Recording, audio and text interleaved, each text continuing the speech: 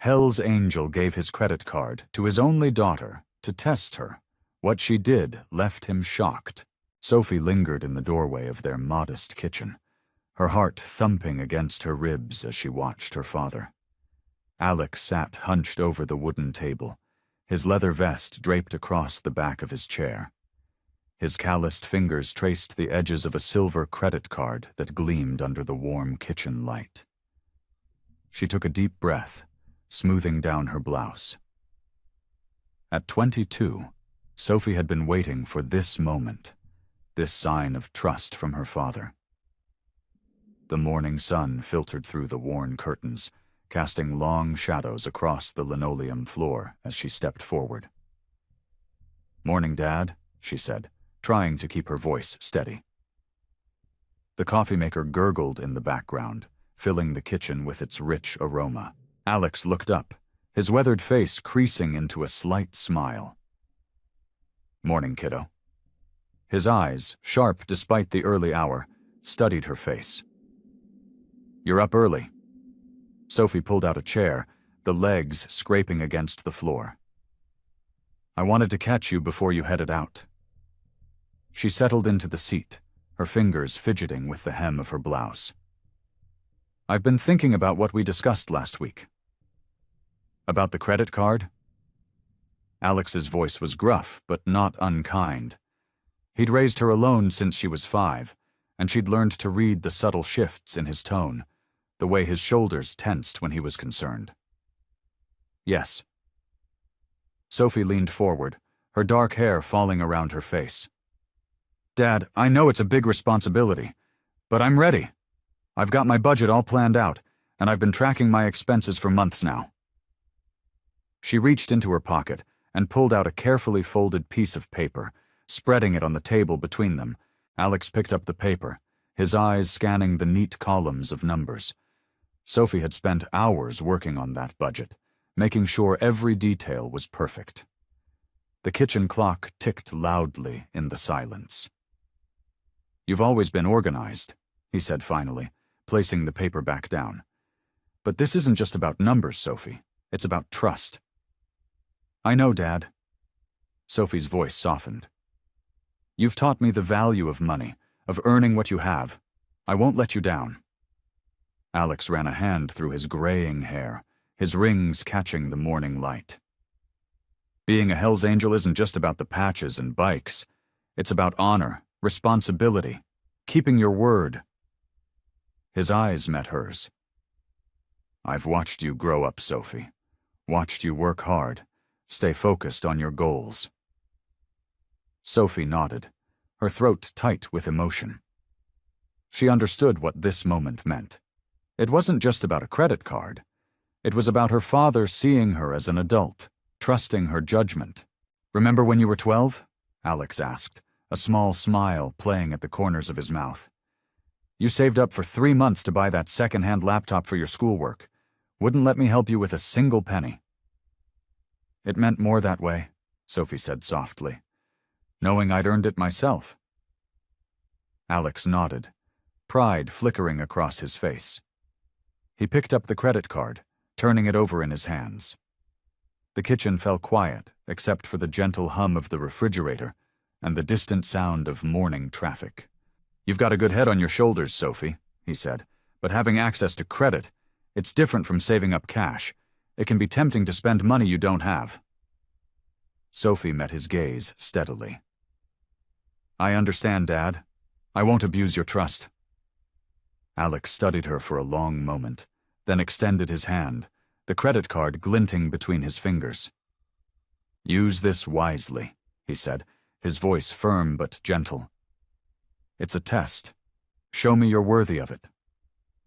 Sophie sat at her desk, the silver credit card propped against her laptop screen. Morning sunlight streamed through her bedroom window, casting a warm glow on her face as she stared at the piece of plastic that represented so much more than just spending power. Her father's words echoed in her mind. "Show me you're worthy of it."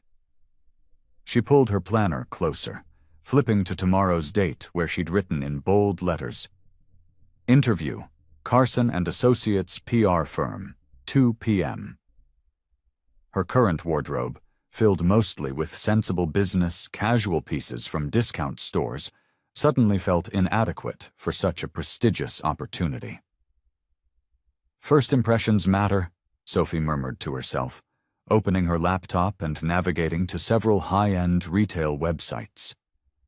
Her fingers hovered over the keyboard as she remembered the countless conversations with her father about responsible spending. She'd watched him manage the motorcycle shop's finances for years, learning the importance of every dollar.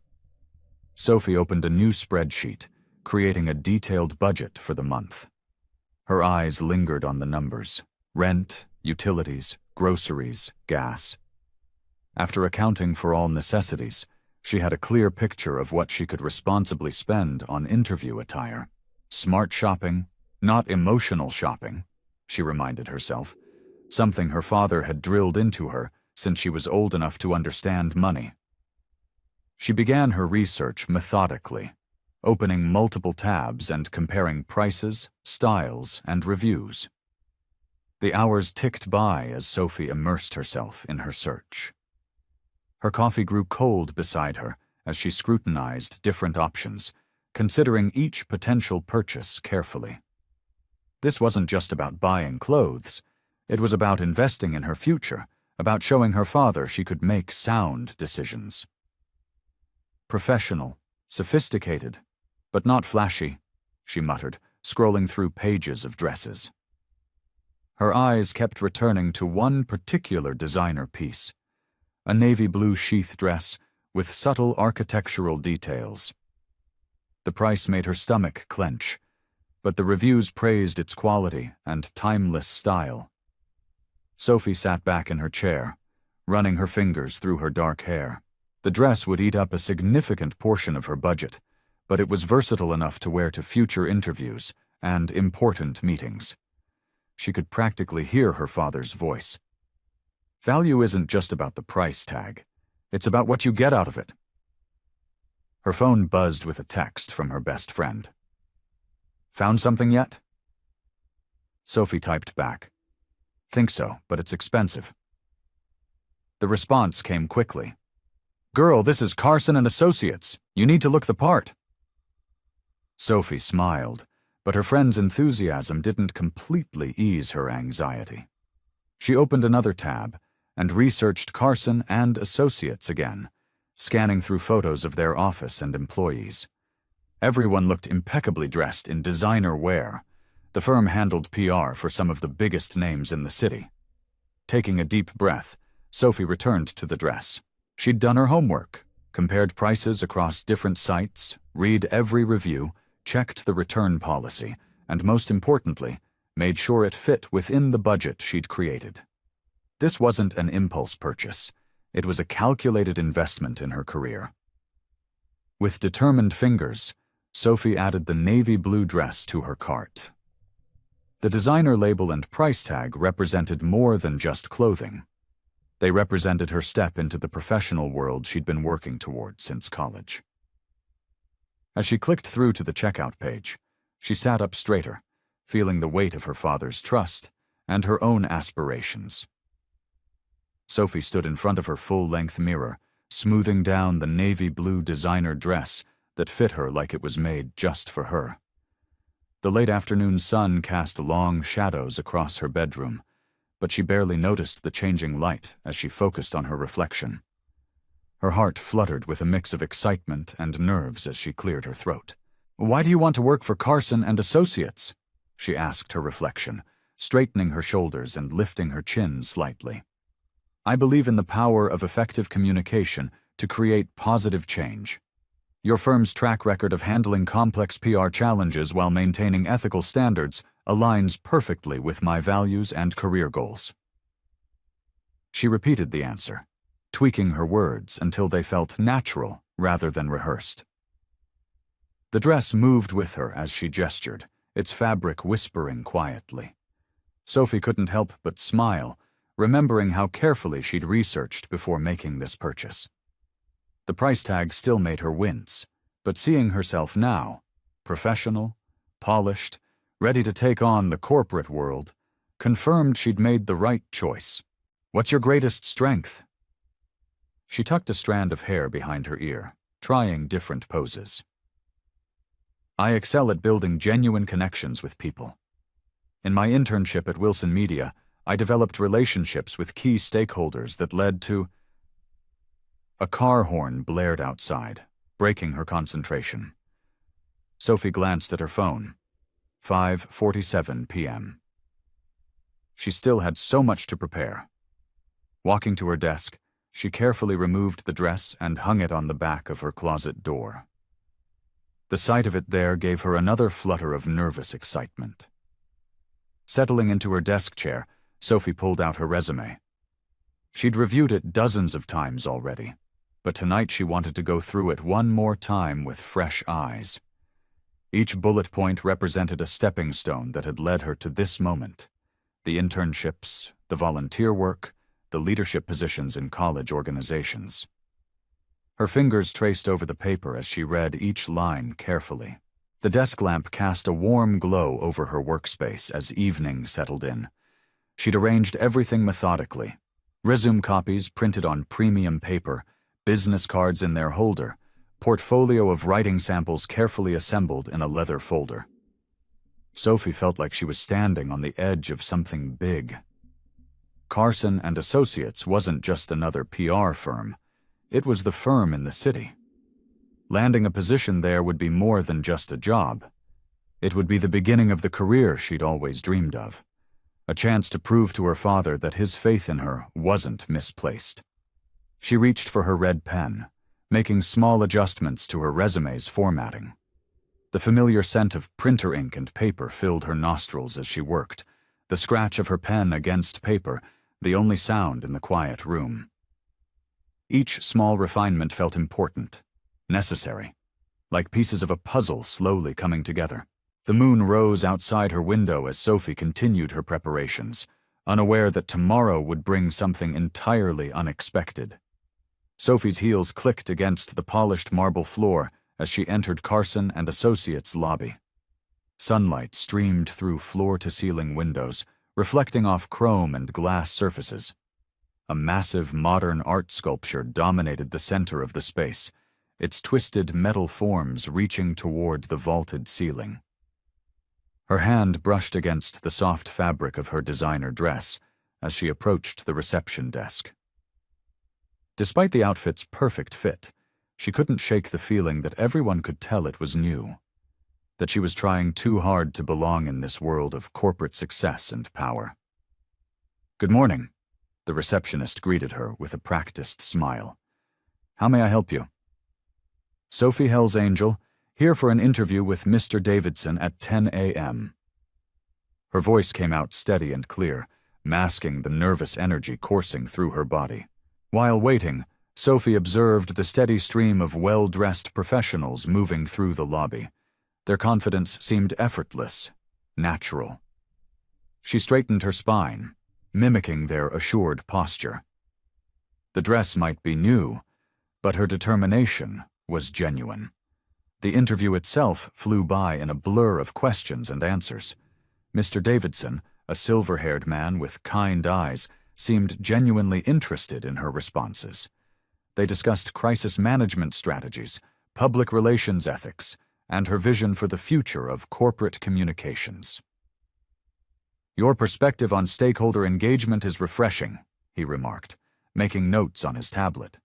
"And your academic record is impressive." Sophie felt herself relax as the conversation flowed naturally. This was what she was meant to do. Every internship, every late night studying, every careful career move had led to this moment.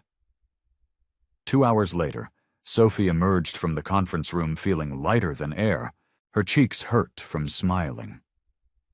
Mr. Davidson's final words echoed in her mind. "We'll be in touch very soon, Ms. Hell's Angel. Very soon indeed." As she walked toward the elevator, her heart soaring with possibility, she passed a small group of employees huddled near the water cooler. Their voices were low, urgent. "Federal investigation," one woman whispered, glancing nervously over her shoulder. "They're saying the SEC is involved," another added quietly. "Something about cooking the books for clients." Sophie's steps slowed involuntarily as she caught fragments of their conversation. "Illegal activities going back years," a man in an expensive suit muttered. "The partners are trying to keep it quiet, but—" The elevator doors opened with a soft ding. Sophie stepped inside, her earlier elation now tangled with uncertainty. As the doors closed, she caught one final whisper. "Nobody knows how deep this goes." The lobby seemed different now as she crossed it for the last time.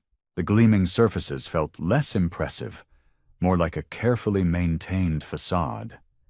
The massive sculptures' reaching arms appeared almost desperate rather than ambitious. Sophie pushed through the revolving door into the bright morning sunshine. Her dream job interview had gone perfectly, everything she'd hoped for. But now, standing on the sidewalk outside Carson and Associates, those overheard whispers cast a shadow over her success. Sophie's heart was still racing from the fragments of conversation she'd overheard when her phone buzzed in her purse. An unknown number flashed across the screen. She hesitated for a moment before answering. "Is this Sophie Hell's Angel?" a woman's voice asked, low and urgent. "Yes, who is this?" "My name is Patricia Weber. I used to work in compliance at Carson and Associates." The woman's voice trembled slightly. "I saw you leaving the building just now. You had an interview, didn't you?" Sophie stopped walking, moving to the side of the busy sidewalk. A chill ran down her spine, despite the warm morning sun. "How did you—" "Listen carefully," Patricia cut in. "I left the company 3 months ago because of what I discovered. They're not what they seem. The prestigious clients, the perfect reputation. It's all built on lies." Sophie leaned against the cool stone wall of a nearby building, her legs suddenly unsteady. "What do you mean?" "Money laundering, fraud, cooking the books for clients. It goes back years." Patricia's words tumbled out in a rush. "I tried reporting it internally first, then to the SEC. The federal investigation is just the tip of the iceberg." Traffic noise faded into the background as Sophie processed this information. Her free hand clutched her purse strap tightly. "Why are you telling me this?" "Because I was like you once," Patricia replied softly. "Young, ambitious, eager to prove myself. I thought Carson and Associates was my dream job too. But the things they asked me to do—" She paused. "They'll test you first with small things that seem harmless. Then before you know it, you're in too deep to get out." Sophie's mind raced back to Mr. Davidson's warm smile, his encouraging words. Had it all been an act? "How can I verify what you're saying?" "Check public records for cases filed against their biggest clients. Look up Meridian Holdings and Blue Summit Industries. The patterns are there if you know where to look." Patricia's voice grew urgent again. "I have to go, but please, think carefully before accepting any offer they make." The line went dead. Sophie stood frozen on the sidewalk, her phone still pressed to her ear. Business people rushed past her, their faces buried in their phones or lost in conversation. None of them knew her world had just shifted on its axis. Back in her apartment, Sophie laid the designer dress on her bed. The fabric caught the afternoon light, shimmering with promise. The promise of success, of belonging, of proving herself. But now that promise felt hollow. She ran her fingers along the smooth material, remembering how confident she'd felt wearing it just hours ago. The price tag was still attached, a reminder of her father's credit card test. He'd trusted her to make wise choices, and she'd wanted so badly to show him she could succeed in the corporate world.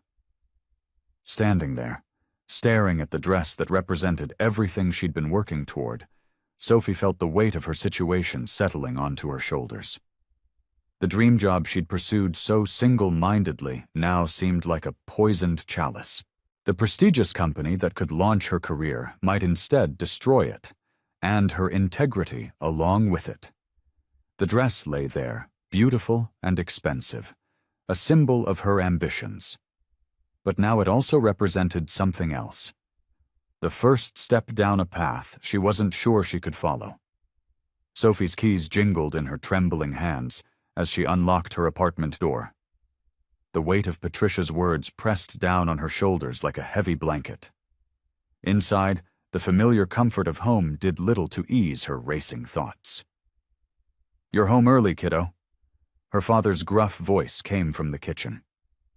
Alex sat at the kitchen table, cleaning parts of his motorcycle. The familiar smell of metal and oil filled the air. His weathered hands paused their work as he looked up, his eyes narrowing with concern. "How'd the interview go?" Sophie managed a weak smile, setting her purse down on the counter. She cleared her throat. They seemed impressed. The silence that followed felt thick and uncomfortable. Sophie busied herself getting a glass of water, hoping the cool liquid would help settle her churning stomach. Her father's eyes followed her movements, seeing right through her forced composure. "Something's eating at you," Alex observed, wiping his hands on a rag. It wasn't a question. Sophie's grip tightened on the glass. She wanted to tell him everything, about Patricia's call, about the federal investigation, about the knot of anxiety growing in her chest. But the words wouldn't come. How could she explain that her perfect opportunity might be nothing but a glamorous facade? "I'm fine," she said, the lie tasting bitter on her tongue. "Just tired. Big day, you know." Alex's expression softened, but his eyes held a knowing look. He'd always been able to read her like an open book. "You don't have to carry everything alone, Sophie." She nodded, fighting back the sudden sting of tears. "I know, Dad. I need some time to think." In her bedroom, Sophie closed the door and leaned against it, letting out a shaky breath. The designer dress hung on her closet door, catching the afternoon light.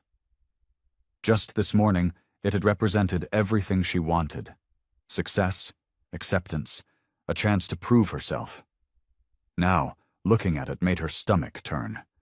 She walked over and ran her fingers along the smooth fabric, remembering how proud she'd felt wearing it. The first button slipped easily through its hole as she began to undo the dress. Each button felt like a step away from the future she'd imagined for herself.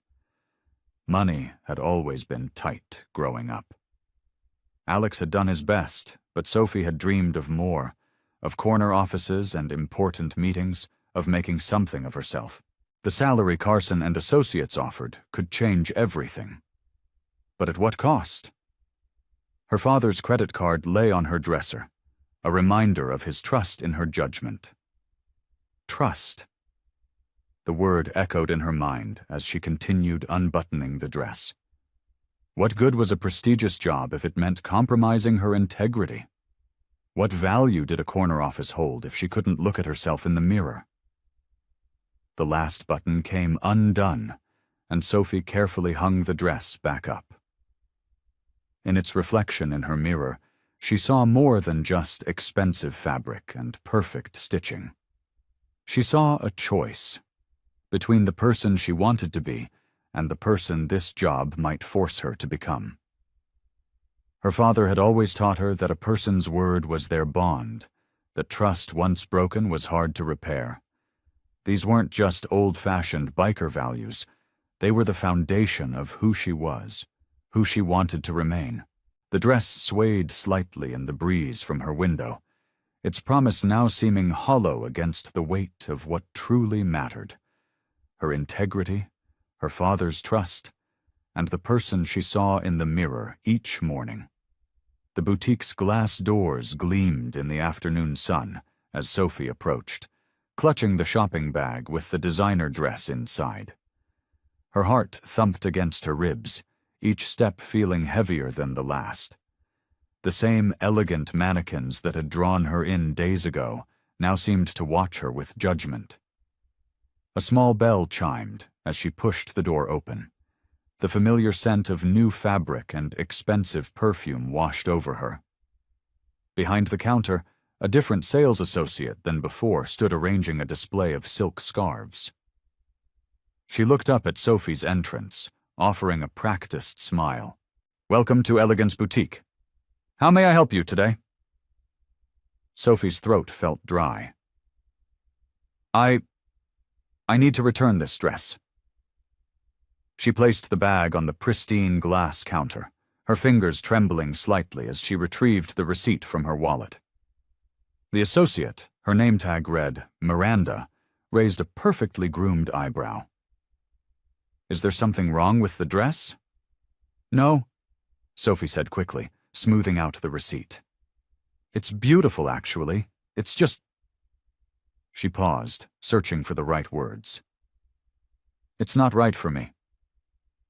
Miranda unzipped the garment bag with practiced efficiency, examining the dress. Sophie watched anxiously as she checked the tags and inspected the fabric for any signs of wear. The silence stretched uncomfortably. "Everything appears to be in order," Miranda finally said, reaching for the return form. "Though I must say this dress looked stunning on you the other day. I remember when you tried it on." Heat crept up Sophie's neck. "You were here?" "I was helping another customer." Miranda nodded, typing information into the computer. "You seemed so certain about it." Sophie's fingers found the edge of the counter, gripping it lightly. "Sometimes the things that seem perfect at first glance aren't what they appear to be." Miranda looked up from her typing, something shifting in her expression. The professional veneer softened slightly. "That's quite wise, actually." She finished processing the return, the printer humming to life. "Will the refund be going back to the same card?" "Yes, please." Sophie handed over her father's credit card, thinking about how much trust he'd placed in her. The card reader beeped, processing the transaction. "Just sign here," Miranda said, sliding the receipt across the counter. Sophie picked up the pen, its weight feeling significant in her hand. Each letter of her signature felt like a step toward something bigger than just returning a dress. The printer whirred again, producing the refund receipt. Miranda folded it carefully and handed it to Sophie. "All set. Is there anything else I can help you with today?" Sophie shook her head, tucking the receipt into her wallet. "No, thank you. You've been very kind." As she turned to leave, Miranda called out softly, "Sometimes the hardest decisions end up being the right ones." Sophie paused, offering a small smile over her shoulder. Then she pushed through the glass doors, stepping back into the afternoon sunlight. The weight that had been pressing on her chest since the interview began to lift. The refund receipt in her wallet represented more than just returned money. It was a choice, a statement about who she was and what she valued. A gentle breeze ruffled her hair as she stood on the sidewalk, feeling lighter than she had in days. The path ahead might not be as clear or prestigious as she'd hoped, but at least it was honest. And somehow, that felt like enough. Sophie parked her car in front of the Hope Haven Women's Shelter, a modest brick building with weather-worn steps and potted flowers dotting the entrance. Through the weathered windows, warm light spilled onto the sidewalk as evening approached. She'd driven past this place countless times over the years, quietly dropping off donations when she could. The familiar creak of the front door welcomed her as she stepped inside. The reception area was simple but cozy. Mismatched furniture arranged in comfortable groupings, walls decorated with colorful artwork made by shelter residents. A bulletin board overflowed with community resources and success stories. "Sophie?" Martha, the shelter's coordinator, looked up from her desk with genuine warmth. Her silver hair was pulled back in its usual neat bun, reading glasses perched on her nose. "What brings you by today?" Sophie's hand went to her purse, where the refund receipt sat next to the cash she'd withdrawn. "Just dropping something off." She approached the desk, noting the stack of bills Martha was sorting through. Utility payments, supply orders, all the endless expenses of keeping the shelter running. "We're always grateful for anything," Martha said, her kind eyes crinkling at the corners. "The winter months are coming up, and we're seeing more women needing help." Sophie glanced around the room, taking in the worn carpet, the dated furniture. She thought about the women who came here seeking refuge, carrying little more than hope and determination. The designer dress suddenly seemed even more frivolous in comparison. "I'd like this to be anonymous," Sophie said quietly, pulling out the envelope she'd prepared. She'd carefully counted out the exact amount from the dress refund, plus a little extra from her savings. It felt right, transforming what could have been a symbol of corporate success into something truly meaningful. Martha accepted the envelope with practiced discretion, not opening it in front of Sophie. "Of course, dear. Anonymous donations are perfectly fine." She tucked it carefully into the desk drawer. "You know, sometimes the biggest impacts come from the quietest actions." Sophie smiled, thinking about her father's test with the credit card. He might never know about this choice, but somehow that made it feel more genuine. "How's that art therapy program going?" she asked, nodding toward a new collection of paintings on the wall. "Making a real difference," Martha beamed. "We had 2 ladies last week tell us it was the first time they'd felt peaceful in months. One of them is starting art classes at the community college next semester." A woman emerged from the hallway carrying a sleeping toddler, her face tired but determined. Martha gave her a gentle wave as she settled into one of the armchairs, carefully adjusting her child without waking him. The sight stirred something in Sophie's chest, a reminder of why places like this mattered so much. "Well, I should get going," Sophie said softly, not wanting to disturb the peaceful scene. "Take care, Martha." "You too, dear, and thank you for everything." Sophie stepped back out into the evening air, the shelter's warm lights glowing behind her. The weight of the past few days, the interview, the moral dilemma, the dress, seemed to lift from her shoulders. She might not have landed the prestigious job or impressed anyone with an expensive outfit, but she'd done something real, something that mattered. As she walked to her car, a sense of quiet contentment settled over her. Her father might never know about this particular choice, but she knew she'd passed a different kind of test today, one she'd set for herself. Sophie's phone buzzed on her desk, the screen lighting up with an incoming email. Her stomach tightened as she saw the sender. HR Department, Maxwell and Brooks Financial. The job offer she'd been simultaneously hoping for and dreading had arrived. She stared at her phone for several long moments, her fingers hovering over the screen. The room suddenly felt too warm, too small. Through her bedroom window, she could see the neighborhood kids playing basketball, their carefree laughter a stark contrast to the weight pressing down on her chest. "Just open it," she whispered to herself, finally tapping the email. The offer letter was everything she'd dreamed of. The salary made her eyes widen, the benefits package was incredible, and the position came with significant responsibility. Associate Financial Analyst. The word seemed to mock her now, knowing what she did about the company's suspected activities. Sophie pushed back from her desk and paced her room, running her fingers through her hair. The conversation she'd overheard played on repeat in her mind. The feds are closing in. Money laundering. Fraud. She'd done her research since then, finding whispers of investigations but nothing concrete. No charges filed, no official accusations. Her reflection caught her eye in the mirror. She looked tired, worried. This wasn't how she'd imagined feeling when receiving her dream job offer. She'd pictured excitement, celebration, maybe even tears of joy. Instead, her chest felt heavy with uncertainty. "I could make a difference," she said to her reflection, testing out the words. "From the inside, I could help." The idea took root, growing stronger as she considered it. If the rumors were true, wouldn't it be better to have someone honest on the inside? Sophie sat back down at her desk, opening her laptop to do more research. Maxwell & Brooks was one of the largest financial firms in the city. They handled millions in transactions daily, employed hundreds of people, and contributed significantly to local charities. On paper, they were exemplary corporate citizens. But those whispers, her father's words from their last conversation echoed in her mind. Sometimes the hardest choices are the ones that matter most. He'd been talking about motorcycle maintenance at the time, but the wisdom felt applicable now. Sophie opened the offer letter again, reading it more carefully this time.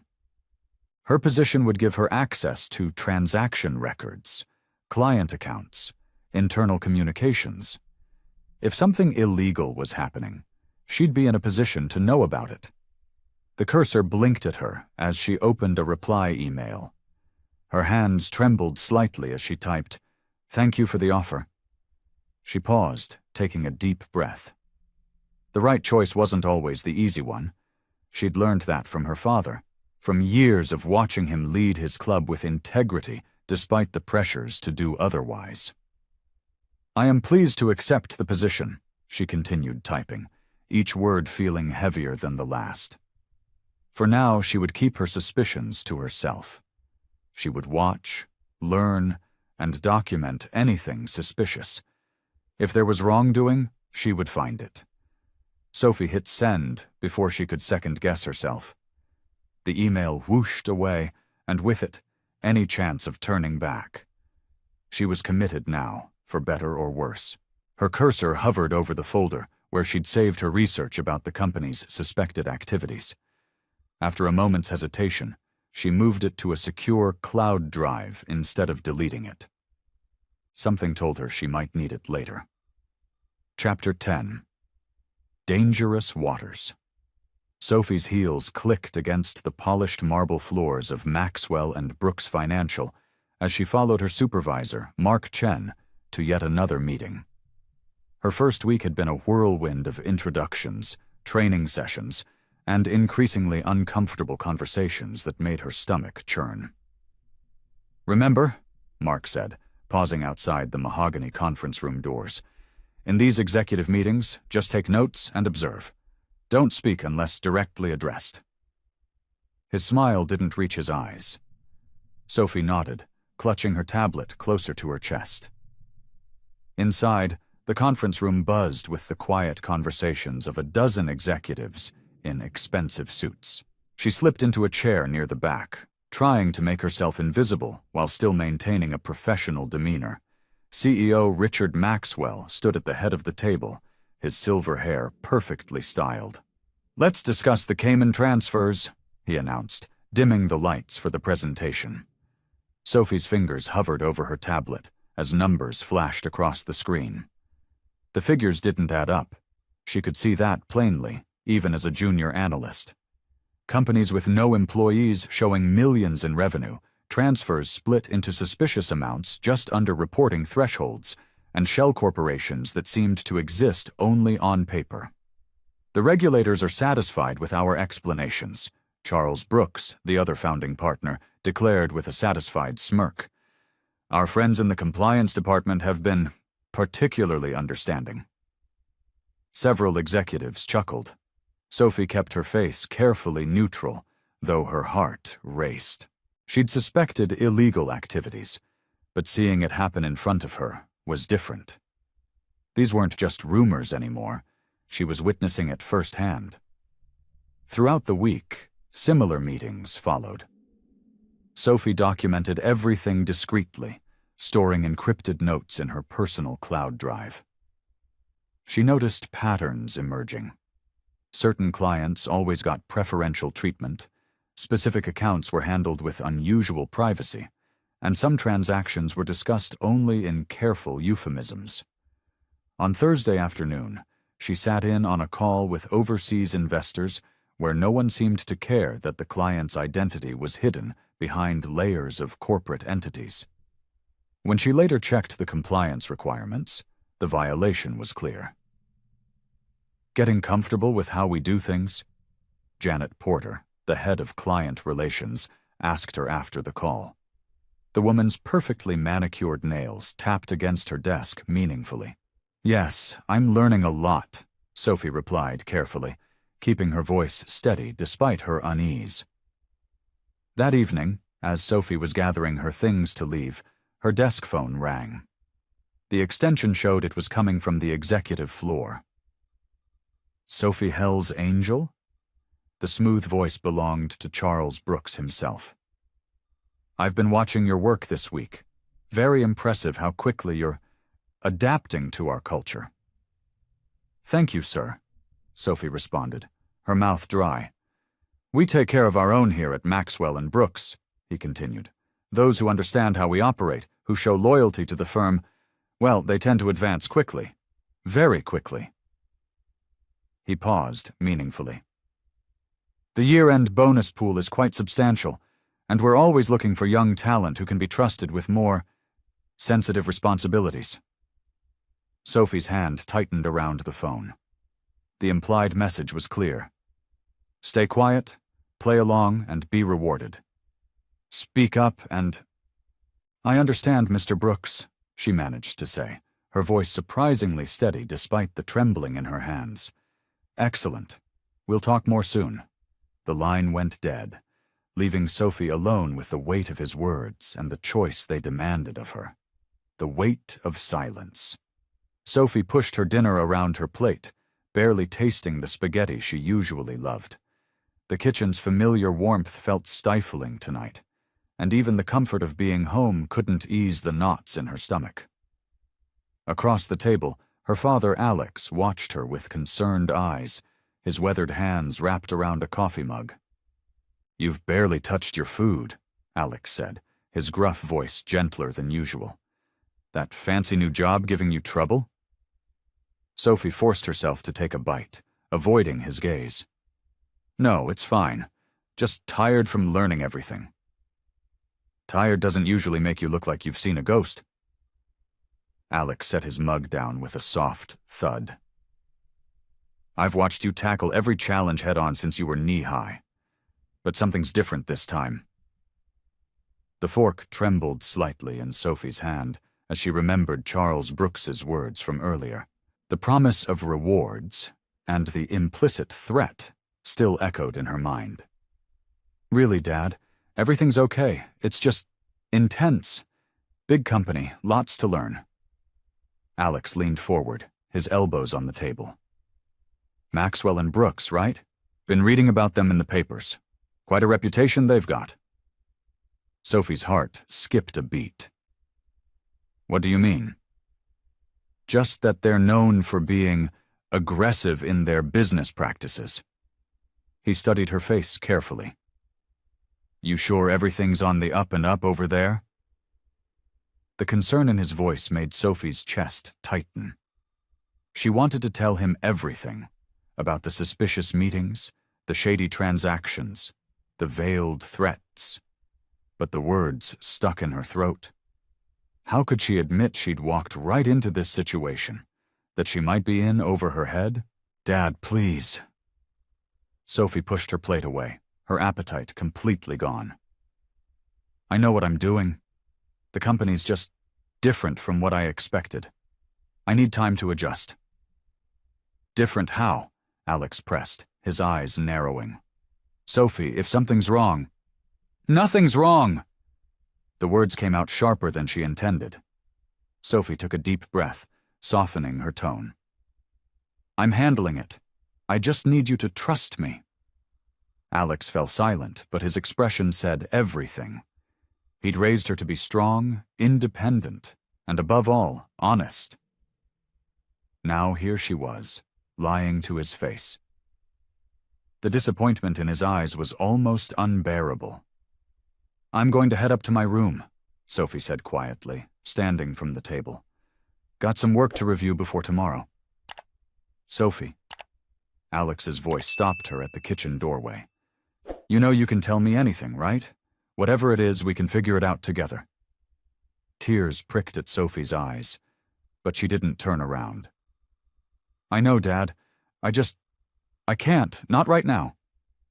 Without waiting for his response, Sophie fled upstairs to her room, closing the door behind her. She leaned against it, sliding down to sit on the floor as the tears finally fell. The weight of her silence pressed down on her like a physical thing. Through the door, she could hear Alex moving around in the kitchen, cleaning up their barely touched dinner.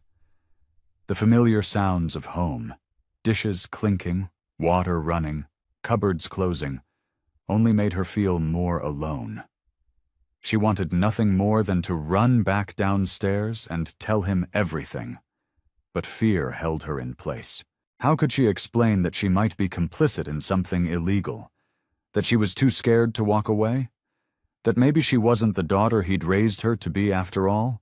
So Sophie stayed silent, huddled in her darkening room, trapped between the truth she couldn't tell and the lies she couldn't keep telling. Scene 1. A choice to make. Sophie's heels clicked against the polished marble floor as she made her way to Charles Brooks's corner office. Her stomach churned with each step, the morning's coffee threatening to make a reappearance. The early morning sun streamed through the floor-to-ceiling windows, casting long shadows across the empty hallway. Come in, Sophie, Charles called out before she could even knock. He stood by his window, his tall frame silhouetted against the cityscape behind him. Please, have a seat. Sophie smoothed her skirt and sat in one of the plush leather chairs facing his massive desk. Everything in this office screamed power and money, from the expensive artwork on the walls to the rare wooden sculptures displayed on floating shelves. I've been watching your work closely, Charles said, turning to face her. His perfectly pressed suit probably cost more than her monthly salary. You've shown remarkable discretion these past weeks. Thank you, sir. Sophie's voice came out steadier than she felt. Charles settled into his chair, leaning forward with his fingers steepled. We have a situation that requires someone with your particular talents.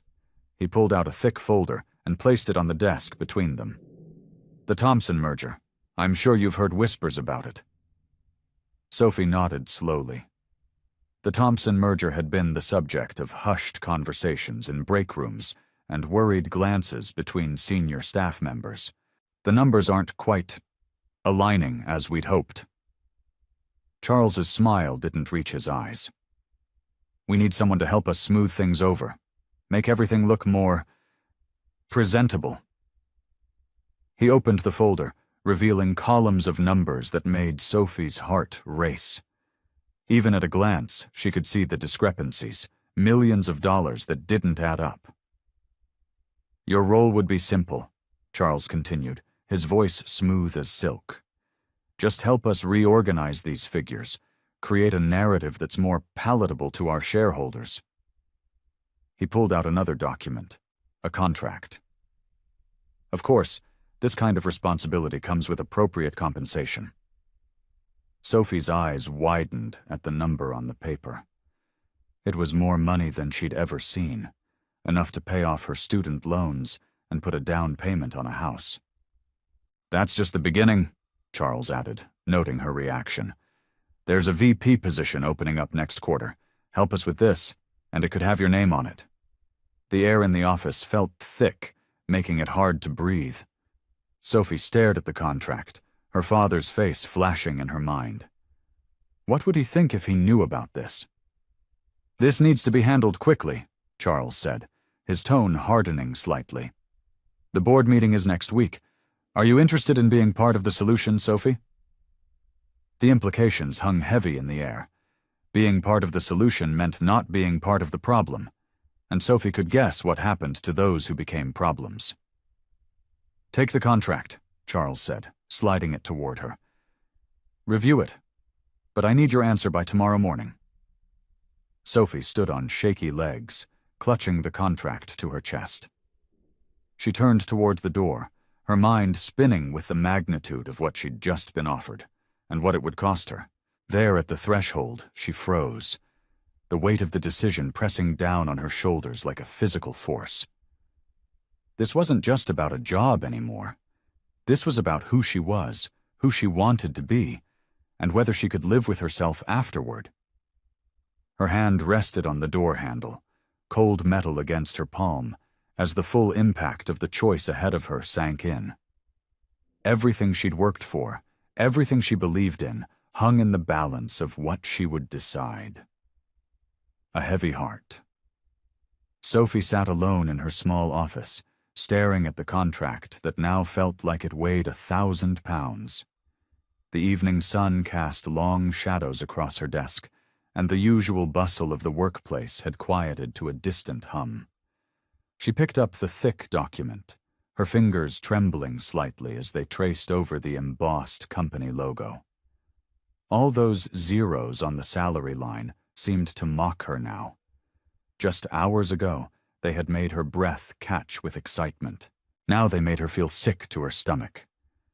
She pushed back from her desk and walked to her office window, pressing her forehead against the cool glass.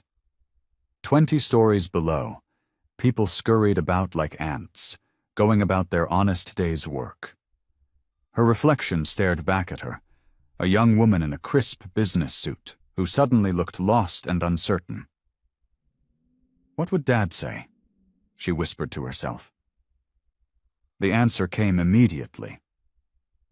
Alex hadn't raised her to take shortcuts or look the other way when things weren't right. He might be rough around the edges, but his moral compass had always pointed true north.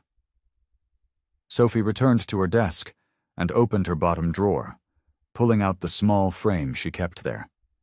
It was a photo of her and Alex from her college graduation, him looking awkward in a suit, her beaming in her cap and gown. They both looked so proud that day. Pure pride, earned through hard work and determination, not through cooking books and covering up fraud. The memory of that day brought tears to her eyes. She'd promised herself she would make something of her life. But not like this. Never like this. Her computer screen flickered with a new email notification. Another urgent message from the finance department about the Thompson merger. Sophie ignored it, instead pulling out a fresh sheet of paper from her printer. With steady hands, she began to write her resignation letter. The words flowed easily now that she'd made up her mind. No amount of money was worth compromising who she was. No corner office or fancy title could replace her self-respect. She thought about the women's shelter where she'd made that donation. That small act had given her more satisfaction than all the weeks she'd spent in this gleaming tower of secrets and lies. Maybe that was a sign. Perhaps her path lay in helping others rather than helping herself. Sophie finished the letter and signed it with a flourish. A strange sense of peace settled over her as she slipped it into an envelope. The weight that had been crushing her chest since that morning lifted, replaced by something lighter. Hope, maybe, or relief. She gathered her personal items into her purse. The graduation photo, a small plant her father had given her favorite coffee mug. Everything else could stay. She wouldn't need it where she was going. Standing up, Sophie smoothed her skirt and straightened her shoulders. The corner office, with its promise of wealth and power, suddenly seemed less impressive, less important. She had something better. Her integrity. With the resignation letter in one hand and her purse in the other, Sophie walked to her office door. Her heels clicked against the floor with purpose now, each step taking her closer to being the person she wanted to be, the person her father had raised her to be. The unexpected visit. Sophie was halfway to the elevator when the commotion started. Loud voices echoed down the marble hallway, followed by the unmistakable sound of heavy boots stomping across the polished floor. Her heart skipped a beat. She knew those footsteps. "I'm here to see my daughter," a gruff voice demanded. "Sophie Hell's Angel." Sophie rushed back toward the main office area, her resignation letter still clutched in her hand. There, in the middle of the pristine corporate lobby, stood Alex. His leather vest was adorned with patches, his gray hair pulled back in a neat ponytail, looking completely out of place among the suits and ties. The receptionist, Linda, seemed frozen in place, her perfectly manicured hand hovering over the security button. 2 security guards had already appeared, but they kept their distance, clearly uncertain how to handle this situation. "Sir, you need to schedule an appointment," one of the guards said, trying to sound authoritative. Alex's weathered face hardened. "I don't need an appointment to see my kid. Something's wrong, and I'm here to find out what." "Dad?" Sophie called out, her voice echoing in the now silent lobby. Everyone turned to look at her. Before she could reach him, Mr. Thompson, the CEO himself, emerged from his corner office, his face flushed with irritation. "What is the meaning of this disruption?" Alex turned to face him, drawing himself up to his full height. "You must be the boss man," he said, his voice low and steady. "I've been watching my daughter come home looking more stressed and troubled every day since she started working here. Now, I may not wear fancy suits or work in a glass tower, but I know when something's not right." Sophie felt her chest tighten with emotion. She hadn't told her father anything, yet somehow he'd known. He'd sensed her distress, her moral struggle, and had come to stand by her side. "This is highly inappropriate, Mr. Thompson spluttered, looking around at the gathering crowd of employees. "Security, please escort this man out." "I'm not going anywhere," Alex stated firmly, planting his feet. "Not until I know my daughter is being treated right. Sophie's got more integrity in her little finger than most people have in their whole body. If you're putting her in positions that compromise that, we're going to have a problem." Sophie moved to stand beside her father, touched by his fierce protection. She'd always known he cared, but seeing him here, standing up to corporate executives without a hint of intimidation, made her realize just how deep that care ran. "Dad," she said softly, touching his arm, "I was just leaving anyway." She held up her resignation letter. "I can't work here anymore. The things they're doing, they're not right." Alex's expression softened as he looked at his daughter, pride evident in his eyes. "That's my girl," he said quietly. Then, turning back to Mr. Thompson, his voice grew stern again. "You hear that? My daughter's too good for whatever you've got going on here, and if I hear about any trouble coming her way because of this, you'll be dealing with me personally." Mr. Thompson's face had gone from red to pale, his eyes darting between Alex's intimidating presence and the growing crowd of onlooking employees. Sophie watched as her father, this man who had raised her with such strong principles, stood there defending not just her safety, but her integrity. The fallout. Sophie watched helplessly as security escorted her father out of the building. Mr. Thompson's face had transformed from fear to cold calculation, his Titigar nervousness replaced by a predatory smile that made her skin crawl. "Miss Hell's Angel," he said, his voice dripping with false concern. "I'm afraid after this display, we'll need to have a serious discussion about your future here." The next hour passed in a blur of accusations and thinly veiled threats. In the conference room, surrounded by stern-faced executives, Sophie sat alone as they systematically dismantled her professional reputation. "We've discovered some concerning discrepancies in your expense reports," Mrs. Davis, the HR director, announced, sliding a folder across the polished table. Sophie's hands trembled as she opened it. The documents inside were clearly fabricated, but done skillfully enough to look legitimate. "That's not true," Sophie protested, her voice barely above a whisper. "Those aren't my reports." We also have reason to believe you've been sharing confidential company information," Mr. Thompson added, his words sharp and calculated. "Several of our clients have reported suspicious contacts." Sophie's stomach churned as she realized what they were doing. They were building a case against her, creating a paper trail that would make her unhireable. Her reputation, the one thing she'd worked so hard to build, was being shredded before her eyes. As she cleared out her desk, whispers followed her through the office. Former colleagues averted their eyes, some even physically turning away as she passed. Jenny from accounting, who she'd had lunch with just yesterday, hurriedly shut her office door when Sophie approached to say goodbye. "I heard she was stealing company information," someone whispered. "Apparently she was cooking the books," another voice added. "No surprise, considering her background," a third person muttered, just loud enough for Sophie to hear. Each comment felt like a physical blow. The cardboard box in her arms grew heavier with each step toward the elevator. Inside were her personal items, a small plant, some family photos, a coffee mug her father had given her for Christmas. Such simple things that now felt like remnants of a life she'd lost. In the parking garage, Sophie's composure finally crumbled. She fumbled with her car keys, dropping them twice before managing to unlock the door. Once inside, she sat motionless, staring at nothing through the windshield. The tears came suddenly and violently. She gripped the steering wheel, her knuckles white, as sobs racked her body.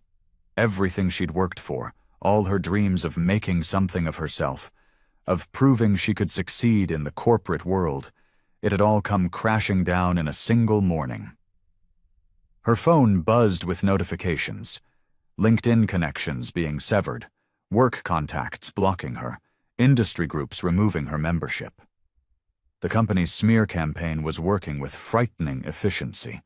They were making sure she wouldn't just lose this job, but any chance at another one in the field.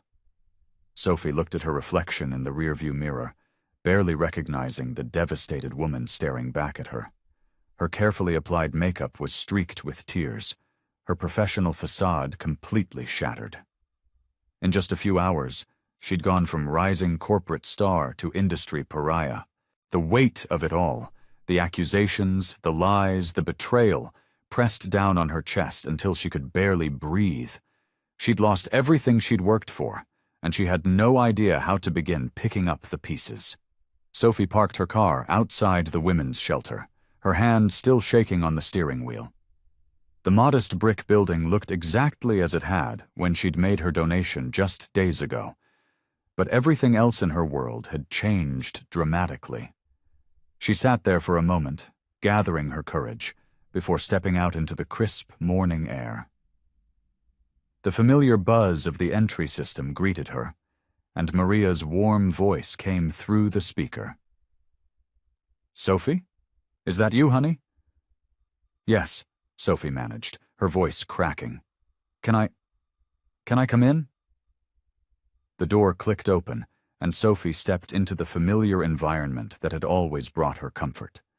The walls, painted in soft yellows and greens, seemed to embrace her. The sound of children playing echoed from the daycare room down the hall. Maria, the shelter's director for the past 15 years, took one look at Sophie's tear-stained face and immediately wrapped her in a motherly hug. "Oh, sweetie, come on back to my office." Sophie followed Maria through the corridor, passing Jenny, one of the regular volunteers, who gave her a concerned smile. In Maria's office, decorated with children's artwork and thank you cards, Sophie sank into the worn leather chair she'd sat in many times before, while helping with fundraising efforts. "They destroyed everything," Sophie said, the words tumbling out between fresh tears. "My reputation, my career, everything I worked for." She told Maria about the false accusations, the fabricated documents, the whispers in the hallways. Maria listened intently, her weathered face showing both concern and understanding. When Sophie finished, Maria reached across her desk and took Sophie's hand. "You know what I see when I look at you?" Maria asked, her voice gentle but firm. I see the same young woman who started volunteering here 6 years ago, the one who spent countless weekends helping our residents prepare for job interviews, the one who organized that incredible Christmas drive last year. Sophie wiped her eyes with a tissue. But how can I help anyone now? They've made sure no company will touch me. There's always a way forward, Jenny said from the doorway. She stepped into the office, carrying 3 cups of tea. Remember Mrs. Rodriguez? When she came here, she'd lost everything. Her home, her job, her dignity. Now she owns that successful catering business. Maria nodded. Sometimes losing everything is just life's way of clearing the path for something better, something more authentic. Sophie wrapped her hands around the warm teacup, letting its heat seep into her cold fingers. The familiar scent of chamomile filled her nostrils, grounding her. You have something they can never take away, Maria continued. Your integrity, your values. Those aren't just words on a resume. They're who you are. Sophie thought about her father's unexpected visit to her office, how he'd stood up for her without hesitation. She thought about the dress she'd returned, choosing to help others instead of pursuing status. Every time she'd chosen what was right over what was easy. The corporate world isn't the only place where you can make a difference, Jenny added softly. Sometimes the most meaningful work happens in places like this. Looking around the office, at the walls covered with success stories of women who'd rebuilt their lives from nothing, Sophie felt something shift inside her. The crushing weight of defeat began to lift, replaced by a familiar determination. You're right, Sophie said, straightening in her chair. They might have taken my job, but they haven't taken who I am. I won't let them win by giving up. Maria smiled, recognition flickering in her eyes. There's the Sophie we know. Sophie sat at her kitchen table, laptop open, and a fresh cup of coffee steaming beside her. Instead of scrolling through the usual corporate job boards, she was reading about organizations that focused on social impact. Her notebook was filled with names of non-profits, charitable foundations, and ethically minded companies. Making a list and checking it twice? Alex asked, walking into the kitchen. Sophie managed a small smile. Something like that. I'm trying to find places where I can actually make a difference, not just make money. She clicked through to the profile of Sarah Chen, a former corporate lawyer who now ran an organization helping women escape domestic violence. Sophie had met her at a fundraiser for the women's shelter last year. Without hesitation, she drafted an email explaining her situation and asking for guidance. Over the next few days, Sophie's inbox began filling with responses. Sarah invited her to coffee, eager to discuss opportunities in the non-profit sector. The director of a fair trade organization wanted to hear her story. A sustainable business consultant suggested meeting for lunch. I can't believe how many people want to help, Sophie told Maria during her next visit to the shelter. She was organizing donations, something that always helped clear her mind. People recognize genuine integrity when they see it, Maria replied, helping her sort through a box of children's clothes. And word gets around in these circles. Sophie met with Sarah at a small cafe downtown. The lawyer's elegant gray suit reminded Sophie of her old corporate life, but Sarah's warm smile and genuine interest in helping others set her apart. The corporate world's loss is our gain, Sarah said, stirring her tea. We need people like you, Sophie. People who understand business but haven't lost their moral compass. Sarah introduced Sophie to her network of social entrepreneurs and non-profit leaders. Each meeting led to another connection, another possibility. For the first time since leaving her corporate job, Sophie felt energized rather than drained. One morning, while volunteering at the shelter, Sophie received an email that made her heart skip. It was from Ethical Enterprises, a company known for its stringent moral standards and commitment to social responsibility. They wanted to interview her for a position as their community outreach director. The role would involve coordinating with nonprofits, managing charitable initiatives, and ensuring the company's practices aligned with its values. It was everything Sophie had dreamed of, but hadn't dared hope for. Her hands trembled as she read the job description. The salary was lower than her corporate position, but the work was meaningful. They specifically mentioned her experience with the women's shelter as a key factor in their interest. "Maria!" Sophie called out, her voice thick with emotion. "Look at this!"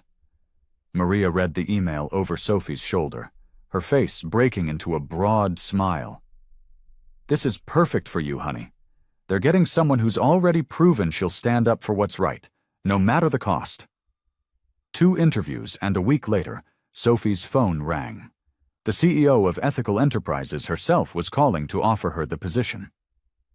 As she listened to the details, Sophie felt tears of relief and joy rolling down her cheeks. This wasn't just a job. It was a chance to rebuild her career on a foundation of integrity. The late afternoon sun slanted through the garage windows, casting long shadows across Alex's motorcycle.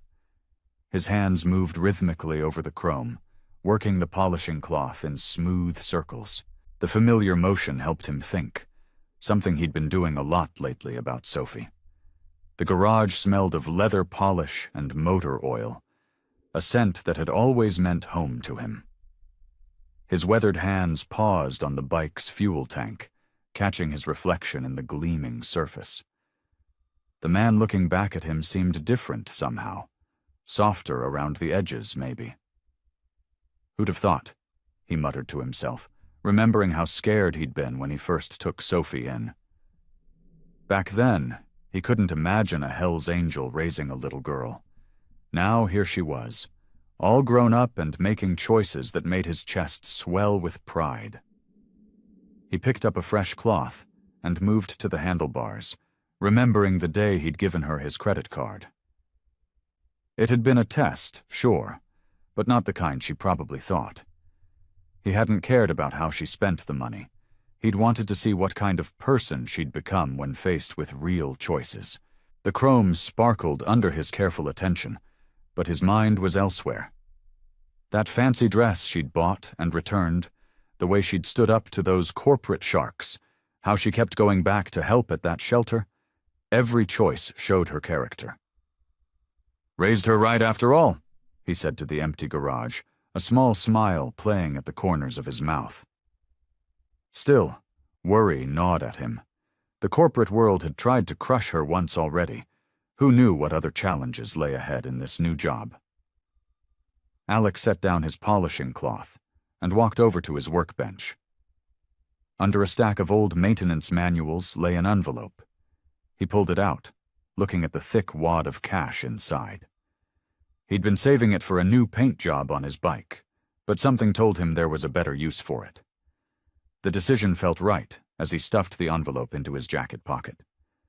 He swung his leg over his motorcycle, the familiar leather seat creaking beneath him.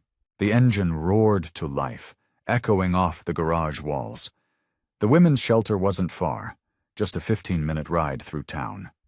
He'd never been there before, had only heard about it through Sophie's stories. As he pulled into the parking lot, he noticed how ordinary the building looked from the outside. Nothing fancy, just a place where people could find help when they needed it most. Inside, the shelter felt warmer than he'd expected. A woman at the front desk, Maria, according to her name tag, looked up with a welcoming smile that only faltered slightly at his rough appearance. "Can I help you?" she asked. Alex cleared his throat. "Yeah, I'm Sophie's dad. Wanted to make a donation." He pulled out the envelope and placed it on the desk. "She's taught me a thing or two about what matters." Maria's face softened. "Sophie's dad? She talks about you all the time." "Does she now?" Alex felt his cheeks warm slightly. He looked around the shelter's modest lobby, seeing it through new eyes. This was the kind of place Sophie had chosen to support. Not some fancy corporate office, but somewhere that actually helped people. As he stood there, Alex felt something shift inside him. His little girl wasn't so little anymore, and maybe it was time he stopped worrying so much about protecting her and started supporting the path she'd chosen for herself. Scene 1. Fresh start. Sophie stood in front of the Greenwood Community Development Center, taking in the modest 3-story building. No gleaming glass towers here, no marble lobby, just warm red brick and a banner that read, "Building Better Communities Together." Her new blazer felt comfortable, nothing like the stiff designer clothes she'd worn at her last job. Inside, her new office was small but bright, with a window overlooking a community garden. She arranged her few personal items, a small potted plant, a family photo, and her father's old leather keychain on the desk. The keychain was weathered and scratched, just like Alex, but it reminded her of home. "Morning, Sophie?" Linda, her new supervisor, poked her head in. She was a woman in her 50s with laugh lines around her eyes and a no-nonsense attitude. "Ready for your first community meeting?" Sophie nodded, but her stomach tightened. The last time she'd been in a meeting. She pushed the memory away. This was different. These people weren't like the executives at her old company. The conference room was filled with local business owners and community leaders. As Sophie presented her ideas for small business development programs, she felt her confidence growing. These people nodded, asked questions, engaged honestly. No hidden agendas, no subtle threats. But when someone mentioned corporate partnerships, Sophie felt her throat constrict. Her hands grew clammy as memories of her last job flooded back. The pressure, the betrayal, the smear campaign. She took a deep breath, reminding herself she was safe here. After the meeting, Linda caught up with her in the hallway. "You did great in there, Sophie, though I noticed you tensed up a bit when discussing partnerships." Sophie's shoulders slumped. "That obvious, huh?"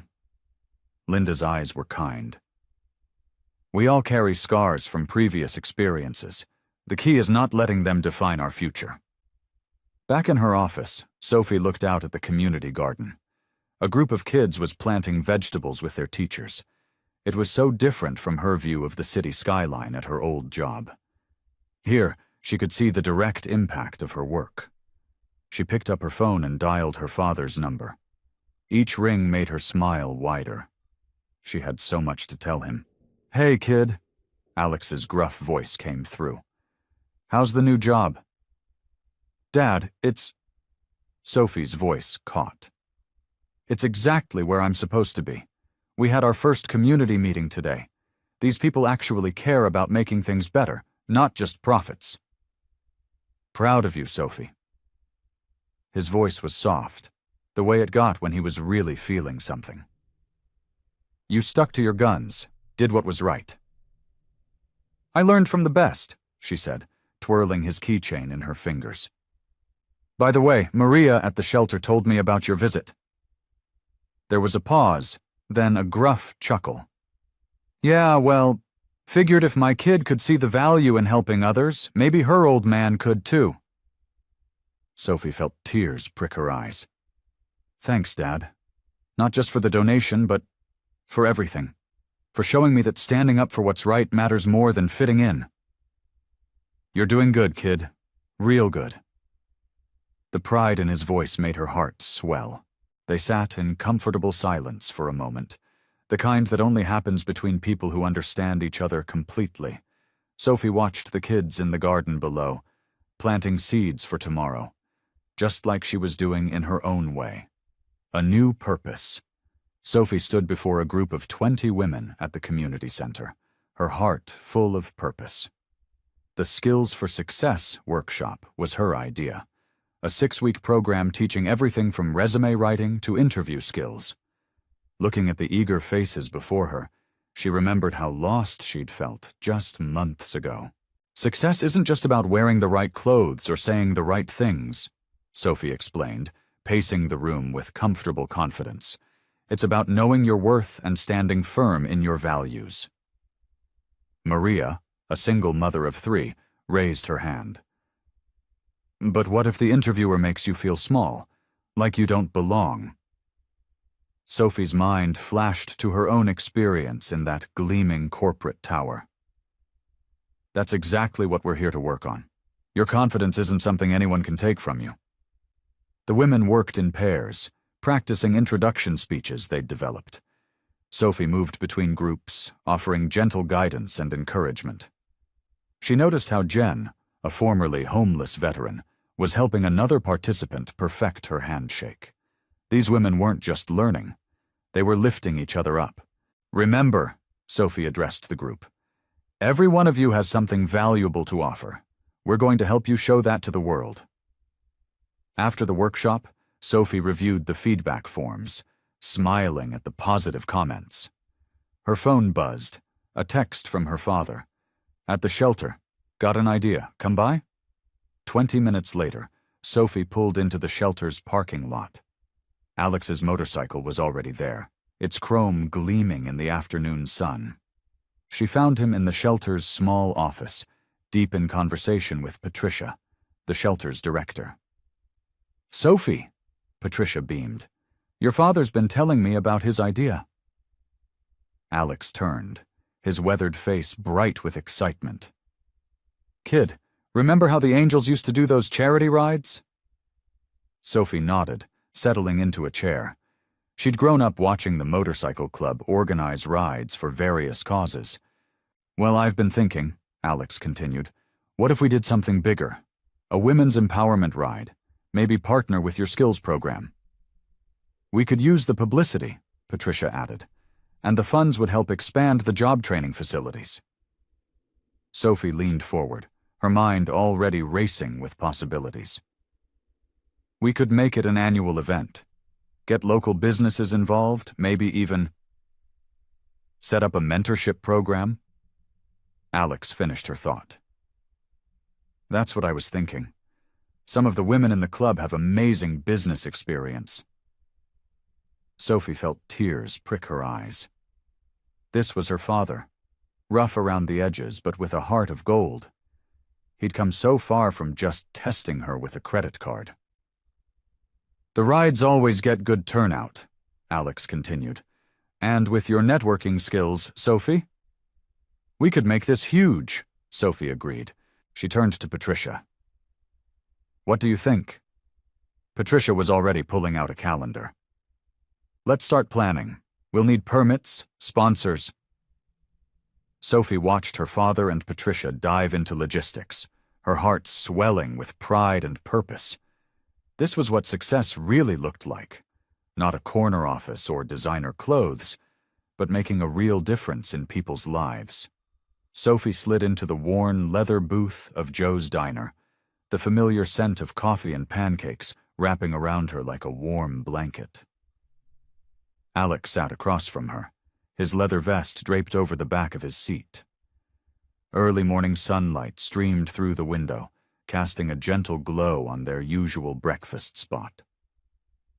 Remember when we used to come here every Sunday? Sophie asked, stirring cream into her coffee. The spoon clinked softly against the ceramic mug, a sound that brought back countless memories. Alex chuckled, his eyes crinkling at the corners. Yeah, you'd always beg for chocolate chip pancakes, then throw a fit when I made you eat some eggs first.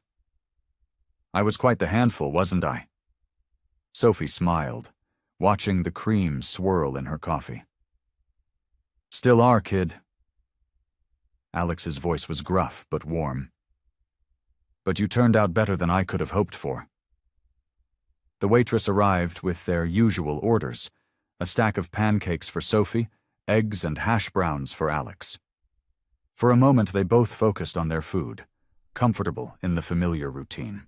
You know, Alex said, breaking the silence, watching you these past few months, it's made me think about a lot of things. The credit card test, for instance. I realize now it wasn't just about testing you. Sophie looked up. Fork paused halfway to her mouth. What do you mean? I was testing myself too. Learning to let go, to trust you, to make your own choices. He pushed his hash browns around his plate. Wasn't easy for an old control freak like me. Dad. Sophie reached across the table, squeezing his weathered hand. You've changed too. I mean, look at you now. Planning charity events, working with the shelter. The old Alex would have laughed at the idea. Maybe you rubbed off on me, he admitted, a slight smile playing at his lips. Seeing you stand up for what's right, even when it cost you everything, that took guts. Kid, real guts. Sophie felt warmth spread through her chest. I was so scared you'd be disappointed in me when everything fell apart at the company. Disappointed? Alex shook his head. I've never been prouder. You chose integrity over success. That's something money can't buy. I learned that from you, you know, Sophie said softly. All those years of watching you stick to your principles, even when it wasn't easy. They ate in companionable silence for a few moments, the diner's morning bustle creating a comfortable background noise. I think I finally understand what you've been trying to teach me all these years, Alex said, pushing his empty plate aside. It's not about control or power. It's about trust and being there for others. Watching you work with those women at the shelter, that's real leadership. Sophie felt tears prick at her eyes. You know what's funny? After everything that happened, I finally feel at peace, like I'm exactly where I'm supposed to be. That's because you are, kid. You found your path, and you're walking it with your head held high. Alex reached for his wallet, but Sophie stopped him.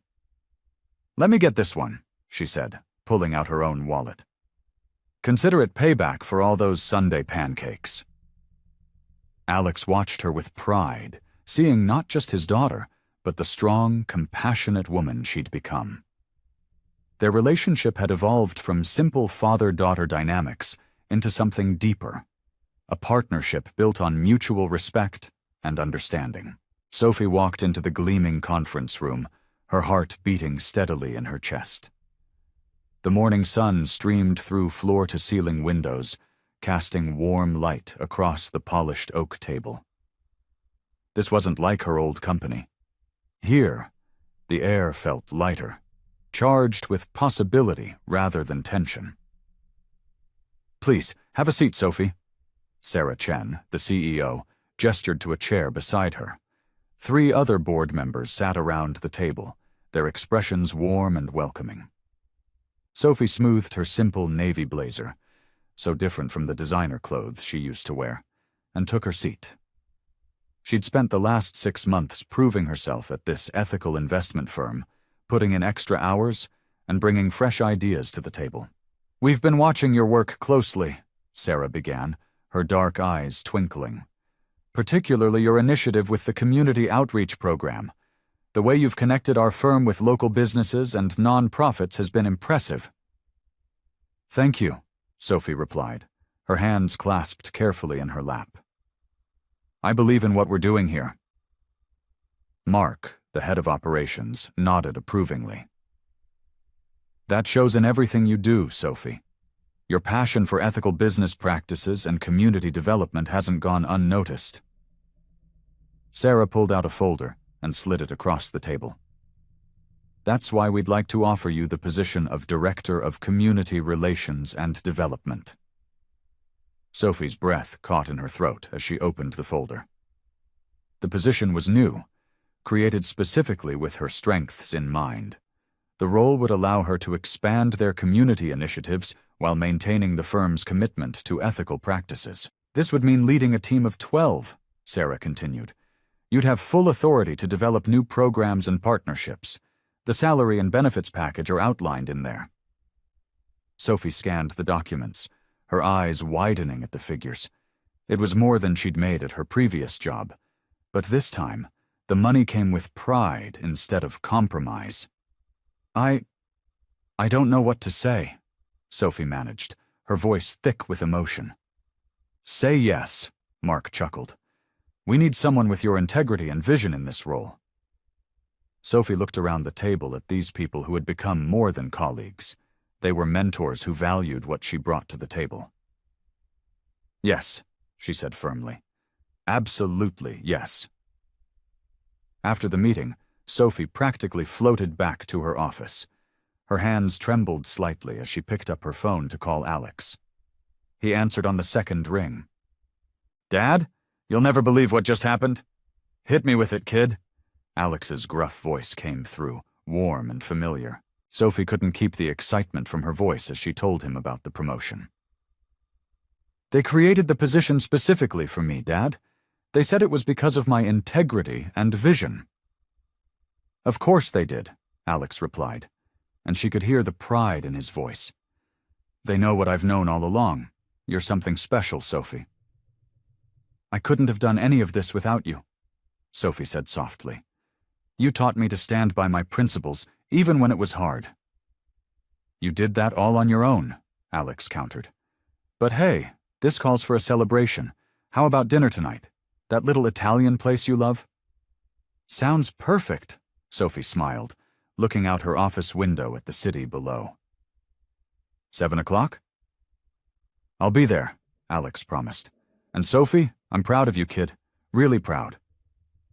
Sophie felt warmth spread through her chest at his words. "Thanks, Dad. See you tonight." Sophie sat at her kitchen table, surrounded by paperwork and spreadsheets, while Alex leaned over her shoulder, his weathered hands resting on the back of her chair. The morning light filtered through the windows, casting a warm glow on their shared work. "If we coordinate with 3 more shelters in the area," Sophie explained, pointing to a map marked with red pins, "we can expand the job training program to help twice as many women." Alex nodded, his eyes scanning the numbers. "And what about transportation? Some of these women don't have reliable ways to get to the training centers." Sophie smiled, touched by how thoroughly her father had embraced this project. "Already thought of that," she replied, pulling out another document. "I've been talking to local rideshare companies about partnering with us. They're willing to provide discounted rides for program participants." "Smart thinking, kid," Alex said, pride evident in his voice. He pulled up a chair next to her, his leather jacket creaking as he sat. "You know, I've been talking to some of my old riding buddies. They want to help too." Sophie raised an eyebrow, intrigued. "Really? How?" "Well," Alex cleared his throat. "Turns out some of them own businesses now, auto shops, construction companies, that sort of thing. They're willing to offer apprenticeships, maybe even full-time positions to women who complete the training." Sophie's eyes lit up. "Dad, that's perfect. We could create a whole network of opportunities." She quickly made notes on her laptop, her fingers flying over the keys. "With your connections and my corporate partnerships, we could build something really sustainable." They spent the next few hours refining their plans, Alex's practical street wisdom complementing Sophie's business acumen. They worked out budgets, timelines, and partnership agreements, their different perspectives creating a stronger whole. Later that evening, they stood together at the annual Community Impact Awards ceremony. The grand ballroom was filled with local leaders and philanthropists, but Sophie couldn't take her eyes off her father. Alex had traded his usual leather jacket for a suit, though he'd insisted on keeping his boots. The announcer's voice echoed through the room. "For their outstanding contribution to women's empowerment and community development, we're proud to present this year's Excellence in Community Service Award to Sophie Hell's Angel and her father, Alex Hell's Angel." As they walked to the stage together, Sophie squeezed her father's arm. The audience applauded, but what touched her most was seeing the women from the shelter, some of whom were now successful graduates of their program, standing and cheering. Alex stepped up to the microphone first, surprising everyone. Once a man who preferred to let his actions speak for him, he now addressed the crowd with quiet confidence. "This program isn't just about giving people a handout," he said, his voice gruff but sincere. It's about giving them a chance to rebuild their lives with dignity. And I couldn't be prouder to work alongside my daughter to make that happen." Sophie watched her father speak, her heart swelling with emotion. This was the same man who had once tested her with a credit card, wanting to see if she could make the right choices. Now here he was, transformed by their shared mission, speaking from the heart about helping others. The spotlights gleamed off Alex's silver hair as he continued to address the crowd, his usual gruff exterior softened by genuine passion for their work. Sophie could see in his bearing, in his voice, in every gesture, that he had found a new purpose, one that went beyond their father-daughter bond to touch countless other lives. A quiet moment. The evening air was crisp and cool as Sophie and Alex sat on their front porch, watching the sun paint the sky in brilliant shades of orange and pink.